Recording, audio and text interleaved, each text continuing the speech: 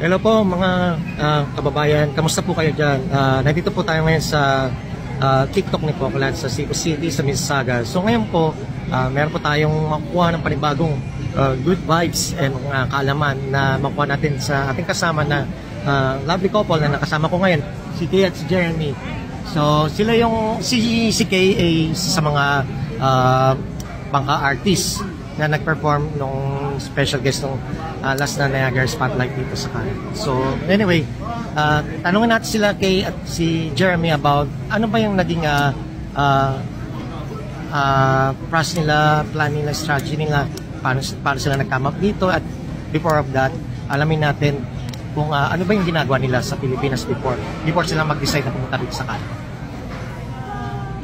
So yan, kami ng husband ko, at first ako ay isang sales and marketing supervisor for a cosmetic manufacturing company. Siya naman, ako nagtatrabaho ako sa barko, seaman, kumbaga waiter ako sa passenger ship. Yes, so yun yung ginagawa namin before we came to Canada. So ano yung parang deciding point namin? Siyempre gusto namin na ma-establish yung good future para sa aming future family. Yan. So future family meaning ayan, meron na kaming mga anak na nauna pang naging Canadian kaysa sa amin. So, it's a very, very long journey. Hindi rin naging madali. Sobrang daming oras, pagod, pera, talagang ubusan, sacrifice talaga. But then, lahat ng yun, isang kapalit naman is for your better future for your family naman. So, super worth it. Masasabi namin after almost 3 years here in Canada, lahat ng mga sinacrifice namin, iniwan namin sa Pilipinas, it was all worth it. All worth it, yeah. So that's good.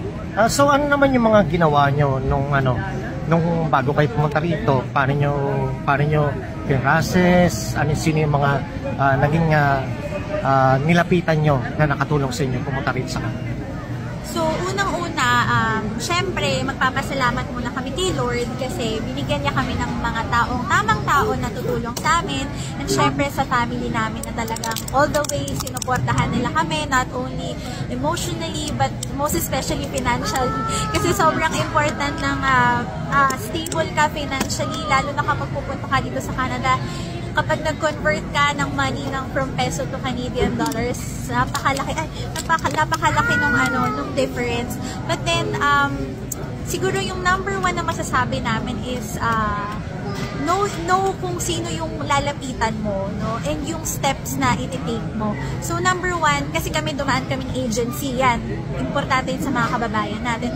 Huwag yung basta-basta lang na sinabi, makakapunta kang Canada, basta magbabayad ka na.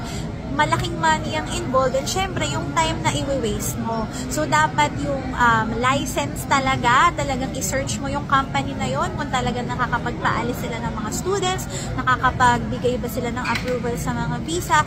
And thankfully naman yung agency na yung pinanggalingan namin is talagang nabigyan naman kami ng student and then worker visa, kaya naman nakapunta kami dito sa Canada. So isa yun sa mga steps na talagang pinaka-importante kasi kailangan mong mag-launch ng application, kailangan kompleto lahat ng mga requirements mo. Tapos syempre, work experience. Akala kasi ng iba na kapag pumunta sila dito is enough lang na as yourself, no? Importante din na may mga work experience tayo. So, meron ako nakikita mga students na nag-a-aspire na mga high school pa lang. Maganda, magtapos muna tayo ng college dyan sa Philippines kasi pag na-credit naman yung college na diploma nyo dito is makakatulong po yun sa pointing system, especially when you are applying for permanent residency. So, importante din yun. Saka, ang payo ko lang din sa mga nakasampa na nakarating na dito, kung ano man ang career natin sa Pilipinas. Minsan kasi, hindi nila i-recognize kagad yun. Kasi nag-start ka talaga agad sa mababa. Ano lang, tiis-tiis lang. Kasi alam na, kasi mahirap talaga. Hindi agad-agad yung doktor ka sa Pinas, doktor ka agad dito. Minsan nag-start sila sa janitor pa, maybe sa mababa pa. We started we started from the bottom. From the bottom, naglilinis kami kung saan-saan. Lahat ng work, klase ng work, pinasukan namin para lang maabot namin kung nasaan kami ngayon. So, kailangan talaga, it takes time, and also, yung adjustment period, hindi pwedeng agad gusto mo nasa mataas na posisyon kagaya sa Pilipinas. Mga ano dito, bawal ang maarte. Bawal ang maarte, kailangan marunong kang makisama. And dito lahat pantay-pantay, walang boss, walang manager, walang staff, lahat kayo merong maibibigay sa work. So yun, respect lang sa bawat isa, lalo na sa ibang lahi na makakatrabaho natin. Canadians are very good people. So talagang pag nakatrabaho nyo sila, masasabi nyo na, ay, maganda din pala dito.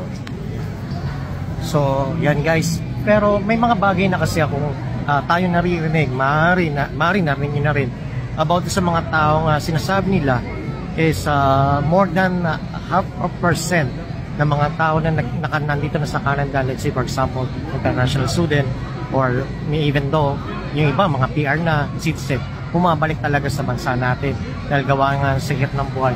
Pero sa inyo naman, sa mga na-encounter nyo as a couple here, so ano naman yung mga sacrifices na pwede nating mabigay sa kanya inspirasyon na until now talagang decided pa rin kayo gusto nyo rito for good?